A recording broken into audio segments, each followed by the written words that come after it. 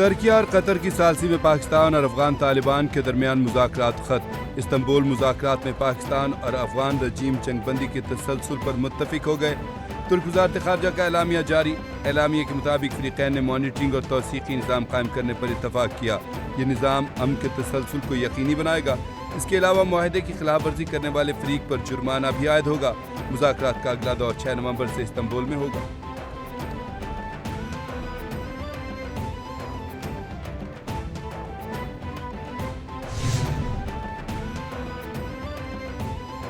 وزراء خیبر پختونخوا سہیل آفریدی کا بانی پی ٹی آئی کی ہدایت پر 10 رکنی صوبائی کابینہ کا اعلان۔ وزراء میں مینا خان آفریدی، ارشد ایوب خان، امجد علی اور آفتاب عالم خان شامل۔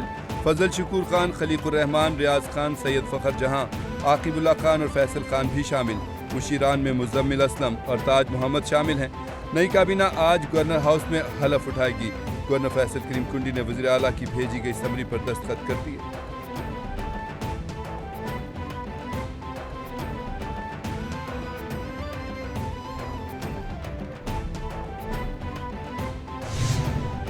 ہم اپنے جو گورنمنٹ کے پارٹ پہ جو چیزیں ہیں ڈیمارکیشن، وہ ہم اگلے 2 سے 2.5 ماہ میں کر کے مکمل، تو پھر ہم الیکشن کمیشن میں سبمٹ کروا دیں گے، اور اس کے بعد الیکشن کمیشن جو ہے وہ ڈیلیمیٹیشن پروسیس ہوگا۔ پنجاب میں بلدیاتی انتخابات کے حوالے سے اجلاس۔ پنجاب حکومت نے بلدیاتی انتخابات کی حد بندی رولز کے لیے الیکشن کمیشن کا وقت مانگ لیا۔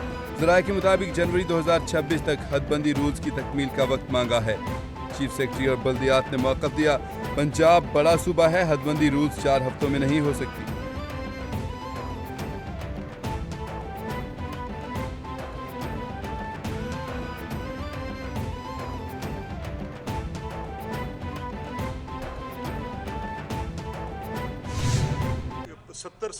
اب 77 سال میں پنجاب کے اٹھاؤں تو ان میں سے 50 سال کے قریب مقامی حکومتوں کا وجود نہیں ہے۔ یہ کتنی بڑی الارمنگ بات ہے۔ اب میرا مسئلہ جو کہیں پر موجود ہے، میں کسی ایک فار فلنگ ایریا کا رہنے والا ہوں، اور میں اپنے ڈسٹرکٹ ہیڈ کوارٹر سے بھی دور ہوں، اور اگر میرے پاس وہ امپاورڈ لوکل کاؤنسل نہیں ہوگی تو کیسے ہوگا؟ مقامی حکومت کے معاملے پر کھل کر بات ہونی چاہیے۔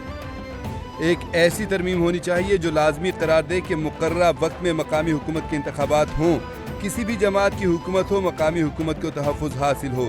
سیاسی اور آئینی پیچیدگیوں پر متفقہ قرارداد آنا اہم ہے۔ اسپیکر پنجاب اسمبلی ملک احمد خان نے نیوز کانفرنس میں کہا، کافی مسائل 18ویں ترمیم نے بھی حل کیے۔ آرٹیکل 140 یہ کہتا ہے کہ مقاماتی حکومتیں ہو گئیں۔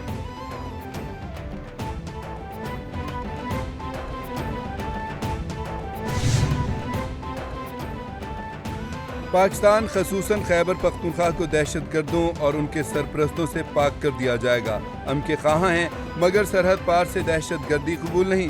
فیلڈ مارشل عاصم منیر نے افغان حکومت کو واضح کر دیا، کہا فتنۃ الخوارج اور فتنۃ الہندوستان کے خلاف کارروائی کی جائے۔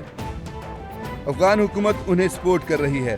افغانستان کی جانب سے دہشت گردی کے تسلسل کے باوجود پاکستان نے صبر و تحمل کا مظاہرہ کیا۔ فیلڈ مارشل کا پشاور کا دورہ، سیکیورٹی صورتحال اور پاک افغان سرحد پر تفصیلی بریفنگ دی گئی۔ فیلڈ مارشل کا قبائلی عمائدین کے جرگے سے خطاب۔ فیلڈ مارشل کا دہشت گردی کے خلاف جنگ میں خیبر پختونخوا کے بہادر عوام کو زبردست راج تحسین۔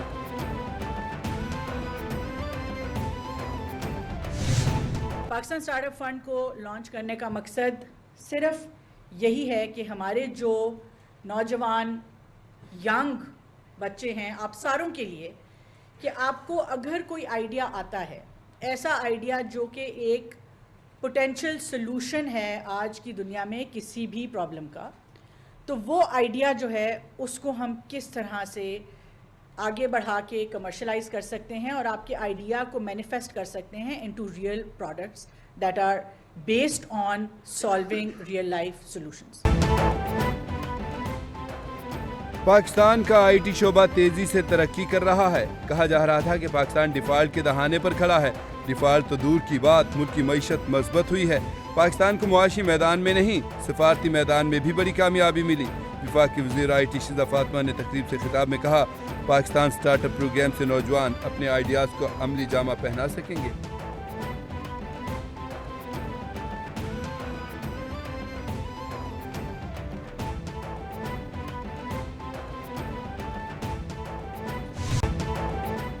پاکستان نے پاسپورٹ سے اسرائیلی شک کے خاتمے کا بھارتی میڈیا کا پروپیگنڈا مسترد کر دیا۔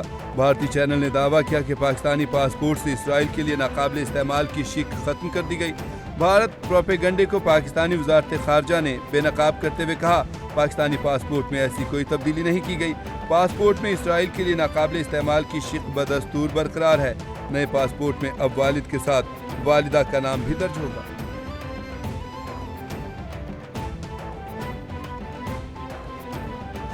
پاکستان نے دہشت گردی اور فتنۃ الخارج کے خلاف مؤثر اقدامات کیے ہیں۔ کسی بھی بیرونی جارحیت کا جواب سخت اور شدید ہوگا۔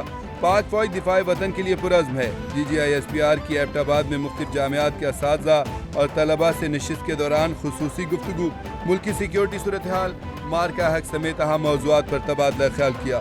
اساتذہ اور طلباء کی جانب سے شہداء اور غازیوں کو زبردست خراج تحسین پیش کیا گیا۔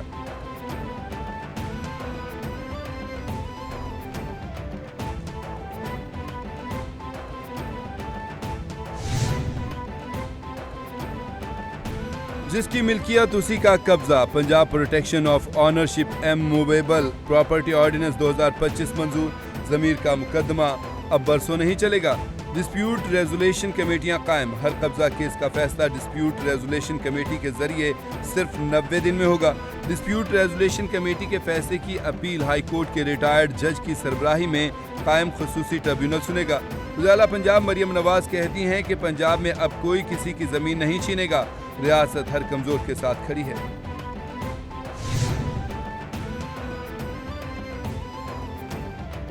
9 مئی جناح ہاؤس عسکری ٹاور حملہ اور تھانہ شادمان نظریاتی سمیت دیگر مقدمات۔ سابق وفاقی وزیر اسد عمر، شاہ محمود قریشی اور اعظم خان سواتی کی عبوری ضمانت پر سماعت۔ عدالت نے عبوری ضمانت میں 5 دسمبر تک توسیع کر دی۔ اعظم خان سواتی اور سابق وفاقی وزیر اسد عمر حاضری کے لیے انسداد دہشت گردی عدالت لاہور میں پیش ہوئے۔ عدالت نے ملزمان کی عبوری ضمانتوں پر دلائل طلب کر لیے۔ سماعت انسداد دہشت گردی عدالت کے جج منظر علی گل نے کی۔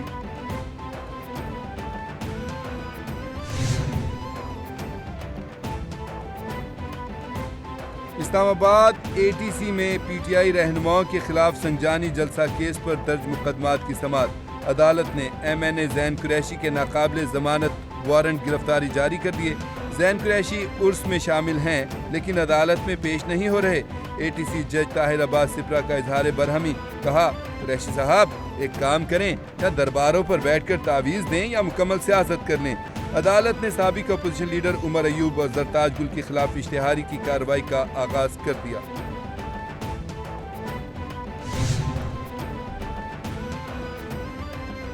رشوت کے الزام میں گرفتار NCCIA کے 6 افسران عدالت میں پیش۔ ملزمان کو ہتھکڑیاں لگا کر ضلع کچہری لایا گیا۔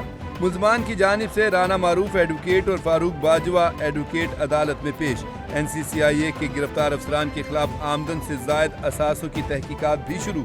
تفتیشی افسران FIA نے بتایا کہ یہ تمام لوگ ٹرینڈ لوگ ہیں، اس لیے تفتیش کرنا تھوڑا مشکل ہے۔ تمام ملزمان کے اثاثہ جات چیک کرنے ہیں۔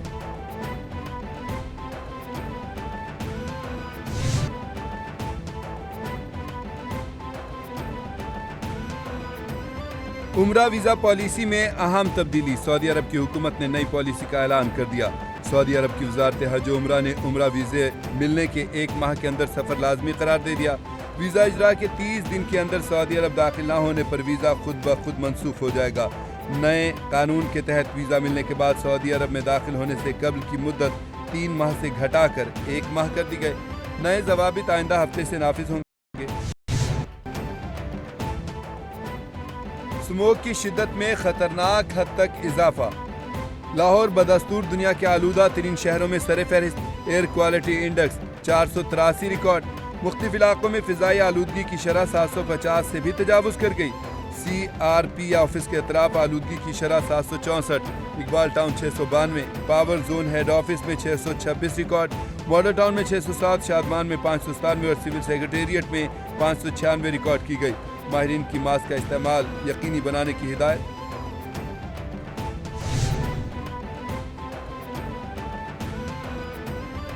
اولمپک چیمپئن ارشد ندیم کے کوچ پر پابندی عائد کرنے کا معاملہ۔ کوچ سلمان بٹ پر پابندی کے متنازع فیصلے کی تحقیقات کا آغاز ہو گیا۔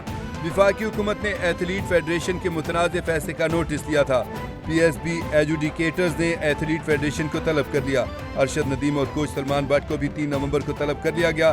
सेनेटर परवेज रशीद की सरबराही में एजुडिकेटर्स मामले की समाअत करेगा।